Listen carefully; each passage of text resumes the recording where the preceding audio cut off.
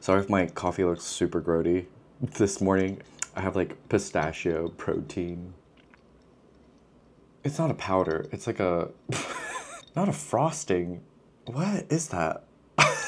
It's in like this squeeze bottle. It comes out like something you decorate a cake with, but like in writing. I can't English today, I'm so sorry. Hi, hello, it's your boy Nate. I read books because reading is sexy, and if you're not reading, you're not sexy. Today, we've got the monthly wrap-up. We had a pretty solid month. Very gloomy day in Seoul.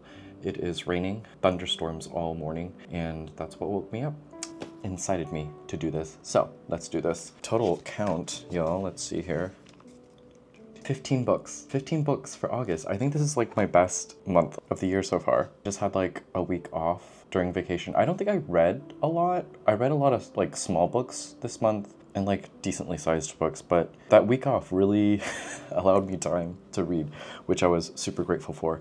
I don't get a lot of time off, so this was really nice. Let's get into this. Finished first of the month, Katabasis, F Kuang. Literally took me a month to finish this. I think I've extensively talked about this, so I won't go into great detail about what it is, but I had a good time. If you enjoy the world of academia, magic, and the gothicness of it all, I don't think it's necessarily dark academia, it's just a raffing of Dante's Inferno, and I think that's what leads into its gothicness. But we go into hell, we see ghosts, there's magic.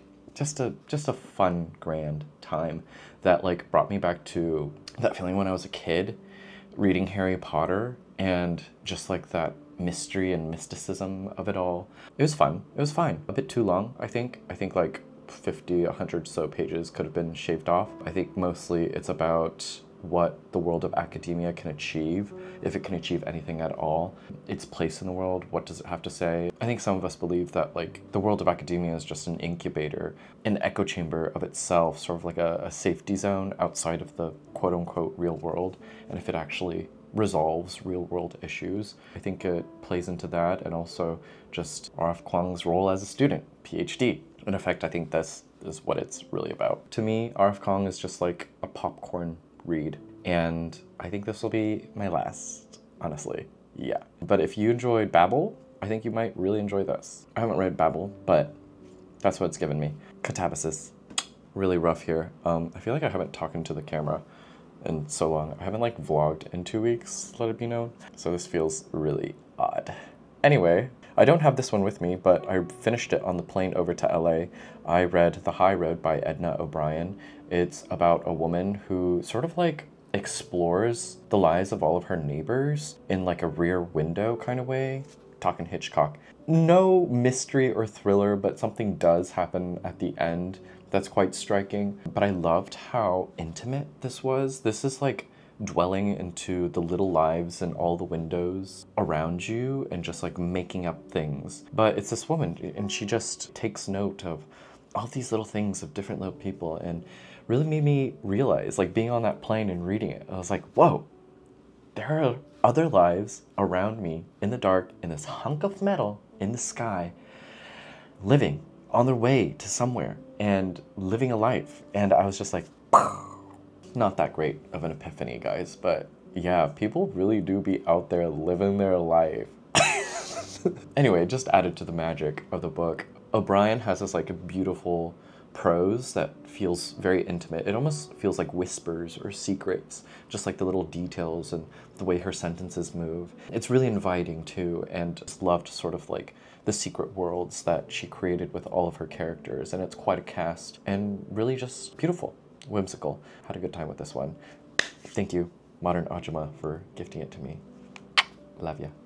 Also not with me, because I finished it when I was in LA, it is Less Than Zero by Bret, Easton, Ellis. A lot less gay than I was hoping. I feel like maybe, I think Bret was just like a bit closeted while he wrote this. I was expecting more gay, but it's about a couple of kids who are on winter break, but it's set in California. I don't think most people get this, but LA really just has one season. We just have a spring. It's like 70 degrees nearly all year round. Winter, there's like, it gets cold, but there's still sun. There's a bit of rain. Summer's pretty intense. August, end of July, August, it like dips into 90, high 90s. In essence, this is a winter book, but to me, it's also just a summer book because LA just has one season. I mean, California as a whole, really. Although I do prefer the weather more in San Francisco. I just love like, I'm rambling, okay. Yeah, it's really gossipy, dialogue heavy. There are moments where Bret does this like wonderful, brilliant thing of slipping into a monologue and there's like a graceful rhythm, creates that sense of like connection and intimacy that rings better, much better in his later novels. But as a debut novel, I think it was fun. It was fine. Yeah, I had a lot of fun with it. I still haven't watched the film adaptation, but I'll get to that. And then finish this at Disneyland. It is Questions Without Answers by Sarah Manguso, sent to me by Hogarth, so thank you Hogarth, very kindly. This is a fun one. It's Manguso, who I've never read yet. I need to get to Liars. I got to this one first. The whole idea of it came from Sarah asking X, formerly known as Twitter, what's the best question a kid has ever asked you?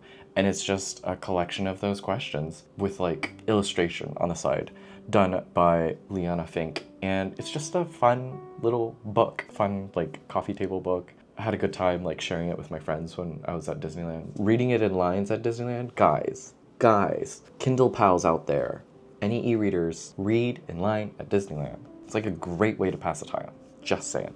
Kids, quite philosophical, curious about the world. And it just brought out that like inner child and that fun, inventive curiosity that I thought I killed when I was a teenager. But yeah, it was just nice to revisit that inner child and look at these questions. And some are really funny and some are really philosophical and just a real joy. Next up, finally, did Almond by Sohn Won-Pyung. I've like wanted to read this ever since RM from BTS talked about it as like one of his favorite books. I was just like, I need to do it. Mostly because my friend David had finished reading it and I was just like, yo, can I borrow that? Because I need to get to it. I always see it at Kyobo for like about like $18, but I was like not gonna spend $18 on it.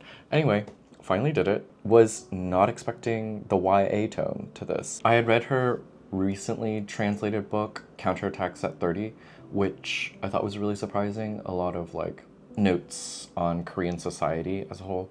And I think this one does a really good job about sort of like the way teenagers feel alienated in Korea and bullying as an issue, but also larger than that, it's a book about connection and wanting to call someone a friend.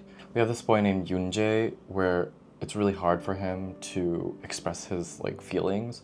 So the book has this really flat tone to it because the boy can't express his feelings. And later in the book he meets this other kid who also has this like otherness to him, this alienation that Yoonjae experiences, and it's that bond.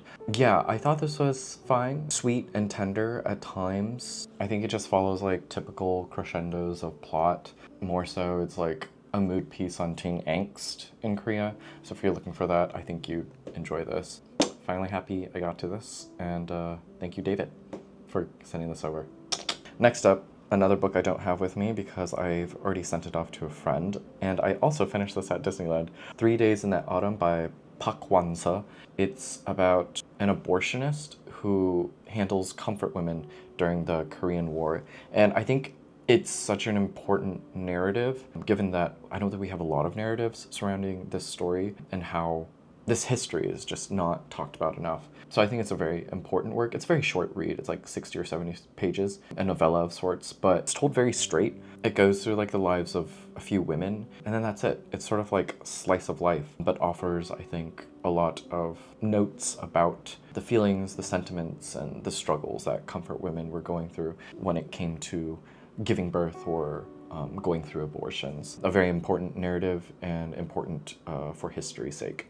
Did this one, y'all. Notes to Joan Didion. I think I've went on length about how I feel about this being published posthumously, but I will say, this one's a hard read, emotional. I think there was like a break I had to take because I was just like, oh God, this woman that I've like looked up to, this woman who taught me how to write, how to come out of my own grief, come out of so many things that I didn't know how to articulate, but it was her sentences and her craft that allowed me to articulate certain feelings, just like made me who I am today. Seeing the sort of barrier, the shield that she always had, there's this sort of coldness to her text that a lot of people like to talk about, sort of this like detached style, but still very succinct and pointed. And to see all that shattered through these therapy notes that she collected about her daughter, about her own mental health, about finances, about the way her mother and father loved her or didn't love her when she was younger,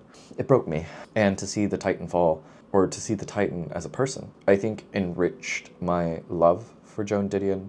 It makes me want to go back to all of her fiction. I think it's so funny. I don't think a lot of people talk about Joan Didion's fiction enough. I mean, everyone always talks about Play It As It Lays, but no one ever talks about the political thrillers. And those political thrillers, in essence, were ways of her trying to love her daughter, Quintana, more, or understand her relationship with her daughter, and just, or like what a mother and daughtership should be. And I really want to revisit those books. I'm looking over there because I have them all over there. Yeah, change the refrain of how I see her political thrillers, because once or twice I realized, oh, this is about mothers and daughters, but I never knew why, and why in the plot of politics. I thought this was a very curious and wonderful read, definitely for Didion completionists, and yeah, I think one of the most important reads of the year for me, as it reveals a lot. I think if you are curious about Joan Didion's life, this would be nice to come to after Where I Come From. At the end of Where I Come From, which is a book about California and her life in California and her family, she doesn't talk about her mom and dad a lot until the very end. And it's very, very small, this portion of love that she talks about, because love is also like quite absent in all of her work. And now I'm rambling, but this reveals why I think she struggled so much with the idea of love, parental love, not just for her own daughter, but the way she received it when she was younger. An incredible read. One that's unrateable, but I'm really glad that I read it, mostly because of its illumination. Notes to John. And because of all of this, I was really thinking about like going back to the texts that shaped me. And one of the films that shaped like very early Nathan was Hannah and Her Sisters by Woody Allen. Yes, I know how we all feel about Woody Allen. Difficult for me to talk about because he really showed me how to create characters. Not gonna lie, the women in his films are actually like really strong female characters. If you look at Diane Keaton or Interiors or even this one, they're just like really rich female characters, foiled perfectly. They're just like moments of dialogue that border on humor and drama that just really struck a chord in me and allowed me to think about my own stories and characters as well. And he does it so wonderfully, even between either it be like a singular female narrative or like a cast of four. So I revisited this in the screenplay format. Yeah, just like revealed a lot. I didn't realize how many stage directions that Woody Allen likes to write in terms of like gestures to create an orchestration of how a character presents themselves. I mostly always thought that it was the actor's choice. He gives out a lot of notes for gestures. Reading the script, I think, also helped show how he writes and how direct the language is and where it moves. There's this beautiful choreography that occurs in his dialogues that I appreciated a lot. This is one of my like favorite films. I'd watch the film during like a really, really bad time, like a massive heartbreak. Yeah, it was just like a comfort watch for me. There's just like this immense coziness to the film that I really like. Anyway, it's about just like four sisters, them navigating their own lives in between like love, labor, and just being in and out constantly, making ends meet in a way. One of my favorites. We have The Morgue Keeper by Ruyan Meng, a very important read, kindly notified by Matthew Binder of Pure Cosmos Club. And of this publication, 713 Books, indie publisher, and it's a publishing house created by a writer, made for writers. Meng is interesting because she left China after the Tiananmen Square massacre, and this book is really dwelling in the one-child policy act of China, as well as the dismal and grim living of this morgue keeper. Everything is gray, everything is covered in shit, soot, grime, dirt. It's a very like deep down in the dirt kind of book, and really hopeless in a way. But our morgue keeper here, dealing with so much death and so many bodies left to rot all around him, gets taken away along with a couple of other people, and in isolation, underground, sort of in a bunker, they are left to make way of living, food scraps, everything, but these philosophical questions of what is a life fulfilled, what is a life lived. And though everything is quite terrible, 360, we have so much hope in this character. Not so much in the eye, but of the surrounding environment and trying to find that within your own setting versus within yourself. And I think that was so refreshing to read about, given that I feel like a lot of contemporary literature that I read is literally just about the I, me. Sometimes I get sick of it, and I don't care. Mostly because I don't think I necessarily care about finding myself in characters in books. What is it that Fran Lebowitz said? That books shouldn't be a mirror, but a window that we look through? So yeah, I think a very harrowing read, brutal. In that way, it was quite refreshing to read. The Morgue Keeper. Next up did Ways... Oop. Can you stand on your own, Berger? We did Ways of Saying by John Berger. I feel like I haven't been completely inspired. I just wanted like a shift, a change of way of saying. And you know, I was just like, what is sight? What is it that I'm actually seeing and taking in?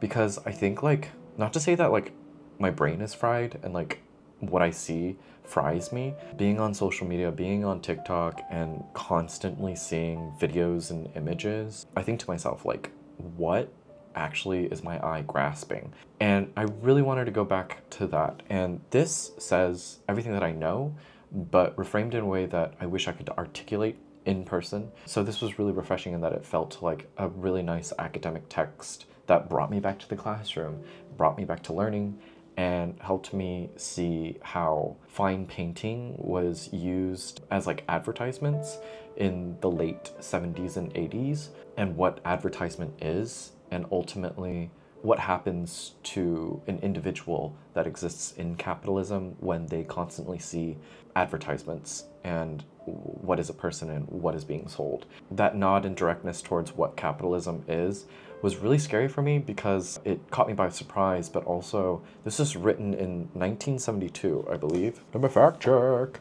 1972. 1972. Honestly, the books that I have read from the 70s and 80s, or even films too, not a lot mentions capitalism. It's such a word that feels like oversaturated in talk constantly now, but it was already formed in 72, and now that we're in sort of the late stages of it, it's kind of scary of like, damn, Berger saw what was going to happen to us. It's scary that it's happening now, that we haven't like learned anything, honestly. And shocks me, scares me, ultimately reshapes how I take in images now. After reading this, I was just like, damn, all that time looking at my phone, what a waste, what a waste. Anyway, really good if you feel like you're in like an art rut and need like a little shake up. So this was really nice.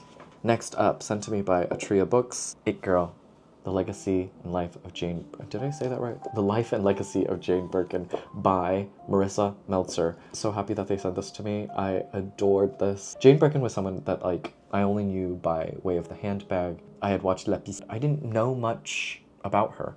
Like I totally didn't know that she was English. I thought she was just French. I know guys. Jane Birkin. Not very fancy. She just moved to France when she was quite young, fell in love with Serge, and because of that, she sort of invented this new style, this sort of bohemia that a lot of women took part in and was inspired by.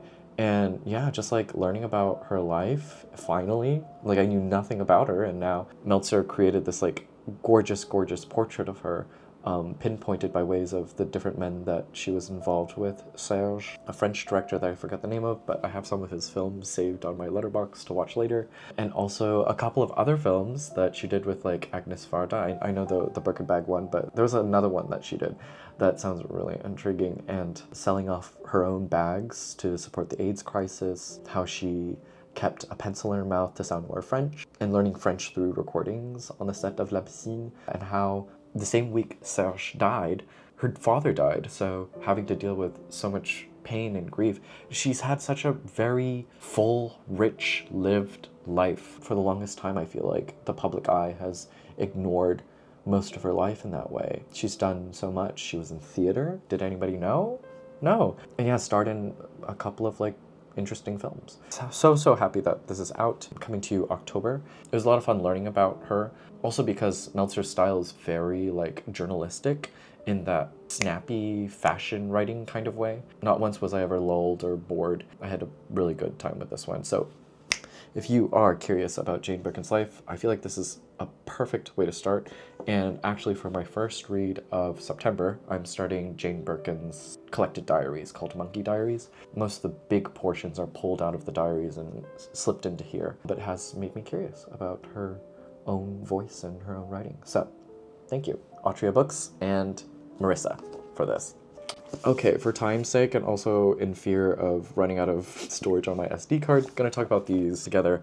I read this first, Strange Houses, which is a selection of floor plans of this house and a murder mystery behind it all.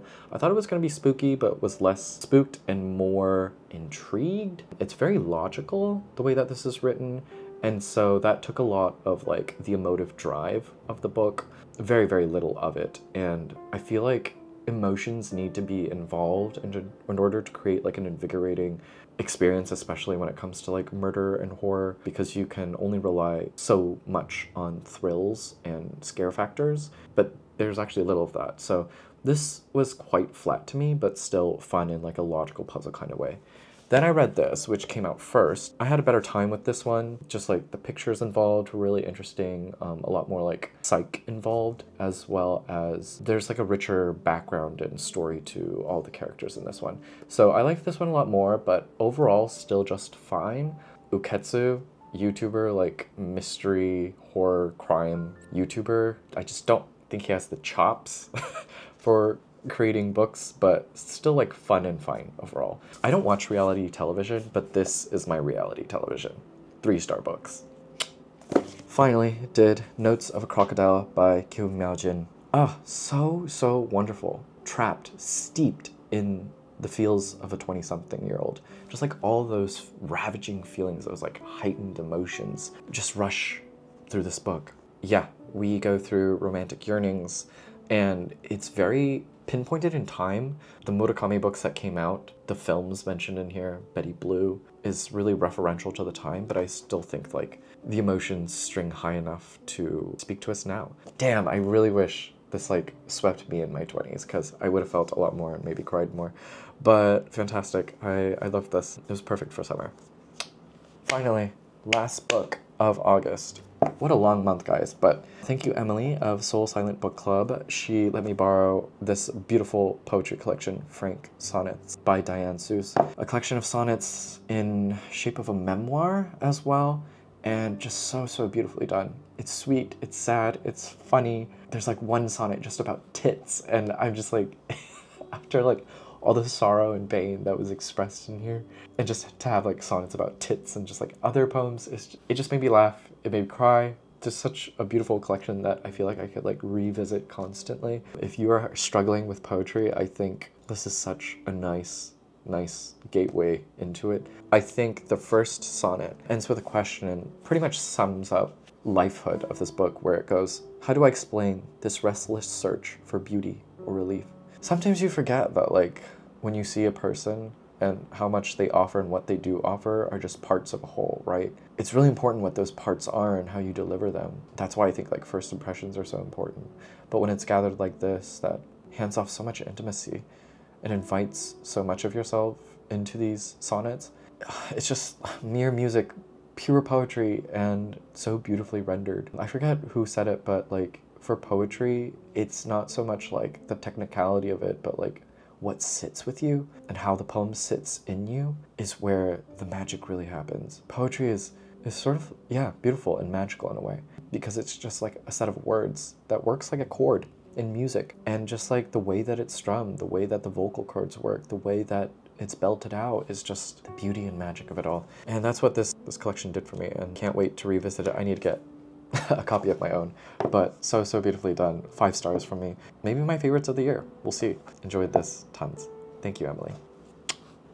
I think that's it. Did I talk about everything? Did I talk about everything? Yes, I did. That is it. Yeah, let me know what you read in August. Any bangers out there.